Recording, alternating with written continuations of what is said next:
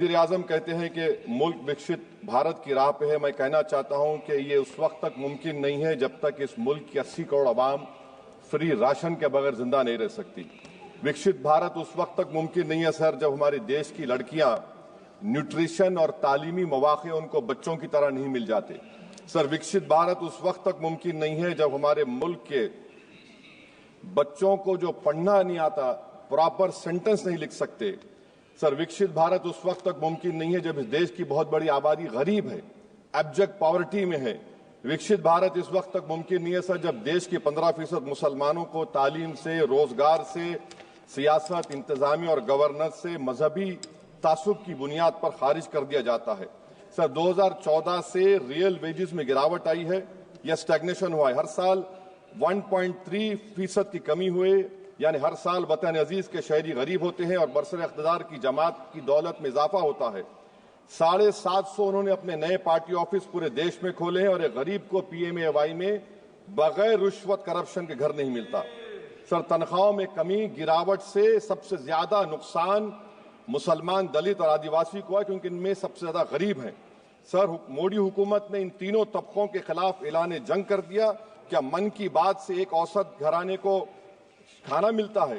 Sir वज़ीर-ए-आज़म ने हालिया आवाम को, जनता को मशवरा दिया कि खाने के तेल में कमी करने से जिस्म का वजन कम होता है। सर मगर इस हुकूमत के मोटापे का अंदाजा लगाइए कि 2014 और 22 से मोदी हुकूमत ने एडवर्टाइजमेंट के ऊपर 3,260 करोड़ रुपए खर्चा किए। तो मालूम हुआ कि देश के प्रधानमंत्री मोदी जी एक एग्जाम वॉरियर भी हैं और एक डाइट कोच भी हैं। सर खाने के तेल का होलसेल प्राइस इंडेक्स 2014 में 104 था, 2022 में 182 हुआ, 2024 में 145 होता है। ये पॉलिसी हुकूमत किसके लिए बनाती है? गरीबों के लिए नहीं बनाती, हम जानते हैं। सर 80% भारत की आबादी माइक्रो न्यूट्रिएंट डिफिशियंसी है, सफर करती है।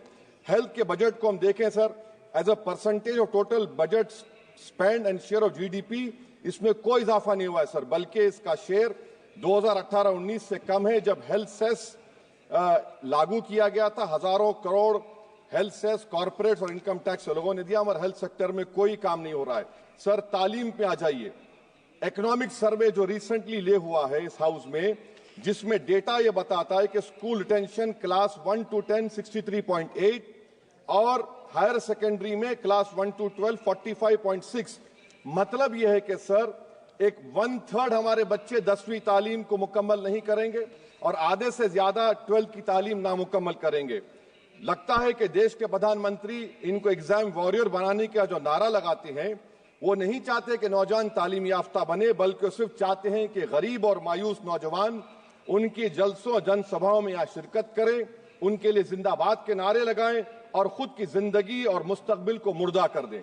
सर सच्चाई यह है कि हमारे नौजवानों का एक बहुत बड़ा तबका बेसिक मैथमेटिक्स पढ़ नहीं सकता और अपनी मादरी जबान में एक जुमला नहीं लिख सकता। सर जो सौतेला तासुब रवैया अक़लियतों के साथ हुकूमत कर रही है, इसकी मिसाल यह है कि वजारत अक़लियती बहबूद का बजट पिछले साल से कम हो गया है। सर मैं एग्जाम्पल दे रहा हूं आपको, जो pre matric, post matric, MANF, free coaching, interest subsidy education loan है, एलोकेशन फॉर एजुकेशन एम्पावरमेंट में जबरदस्त कमी आई है। सर पिछले साल 1575 करोड़ था सर, इस साल 678 करोड़ कर दिया गया है। सर सेंट्रल सेक्टर की जो स्कीम्स हैं, जिसमें education, empowerment, skill development, PM विकास है, 2024 में 2120 करोड़ में से सिर्फ 770 खर्चा किए गए। सर 2025-26 में उसको 1237 करोड़ कर दिया गया। सर ये सरकार अक़लियतों को और खास तौर से मुसलमानों को मुकम्मल नजरअंदाज कर दी गई है। प्री मैट्रिक स्कॉलरशिप सर पिछले साल 326 करोड़ में से 90 करोड़ रुपए खर्चा किए गए। पोस्ट मैट्रिक में इस साल 65% कमी कर दी गई, सिर्फ 413 करोड़। मेरिट कम मीन सर 33 करोड़ से 7 करोड़ कर दिया गया है। कौमी वक्फ बोर्ड तरक्याती स्कीम, शहरी विकास संपत्ति सर 2023-24 में 17 करोड़ में 8 करोड़ दिए गए, 1 करोड़ खर्चा हुआ। 2024 में 16 करोड़ सिर्फ 3 करोड़ रुपए दिए गए। इस साल 13 करोड़ रुपए दिए गए हैं।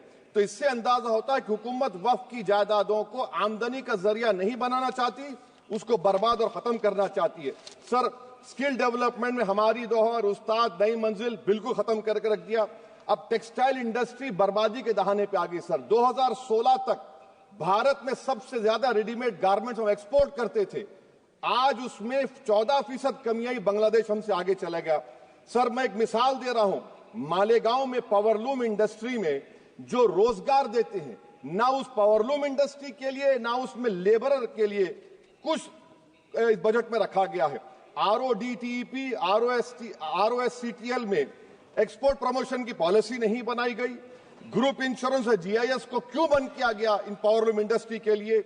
और फिर सर PLI स्कीम के बहुत बड़े दावे किए जाते हैं। ये PLI स्कीम प्रो कॉर्पोरेट है, जबकि इसको प्रो माइक्रो होना चाहिए था।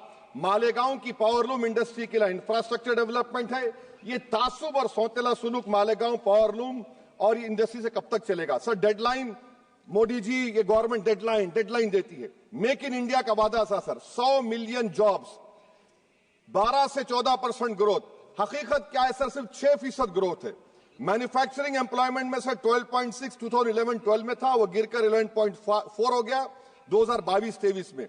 सर इकोनॉमिक यूरोपियन यूनियन की policy on carbon border adjustment mechanism EU deforestation regulation ये कहता है इसके ऊपर भारत का बहुत बुरा असर पड़ने वाला है।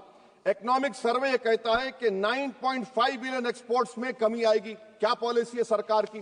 सर अनक्लेम डिपॉजिट्स देखिए सर, 2023-24 में LIC में 3,70,000 maturity claims are lying unclaimed, 880 crore के। EPFO 2023-24 में 8,500 crore is lying unclaimed in 21 lakh inoperative accounts. Is this being done deliberately to shore up the government supply? Why is the middle class being made bali ka bakra, sir? In February 2023, sir, 35,000 crore is lying vacant or unclaimed in public sector banks. Why don't you use it? And sir, the travesty of justice is in PM Poshan, sir, a cook or helper gets only 1,000 rupees for 10 months. Why can't the government increase? Sir, agriculture department का जो budget है 4,000 करोड़ कमी कर दी गई। मैं आदाद और शुमार और एक स्टडी की बुनियाद पर कह रहा हूं कि किसानों की अगर आमदनी 100 रुपये है तो ये हुकूमत 12 रुपये लेती है। जुल्म नहीं तो क्या है? Sir India steel industry export किया 13 बिलियन और उसमें से 1.2 बिलियन हमने एक्सपोर्ट किया था स्टील एल्यूमिनियम US को। अगर ट्रंप 25% टैरिफ लगाएगा, ये सिग्निफिकेंट बर्डन होगा इंडिया के स्टील एक्सपोर्टर्स पर और इसीलिए इंडिया मेटल इंडेक्स गिरा है 3%। सर क्या पॉलिसी है सरकार की? सर कंक्लूजन में अब आप देखें, the revenue through income tax is set to increase by 4 lakh crore for BE24, while the corporate tax is only set to increase by 60,000 crore. Despite corporate profitability an all-time high, while wage growth remains subdued, the share of income tax in total revenue has risen to 22.7% in financial year 19 to 33% in 25, while the share of both GST and corporate tax has declined.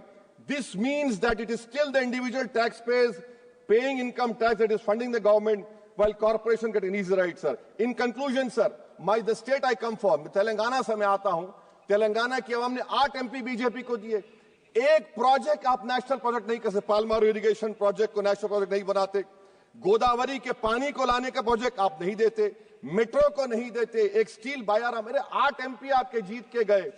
ये लगता है कि बेचारे वो कितने कमजोर हैं कि जिस रियासत से जीत कर गए वहां पर कुछ नहीं कर सक रहे हैं सर। तो इसीलिए मैं इस बजट की मुखालिफत में खड़ा हूं। इससे कोई रोजगार में फायदा नहीं होगा, विकसित भारत नहीं बनेगा। आप लाख बोल लीजिए, हम 12 लाख का बाजा बजाइए, मगर बाजू GST का एक चौकीदार खड़ा हुआ है चोरी करने के लिए। बहुत बहुत शुक्रिया सर।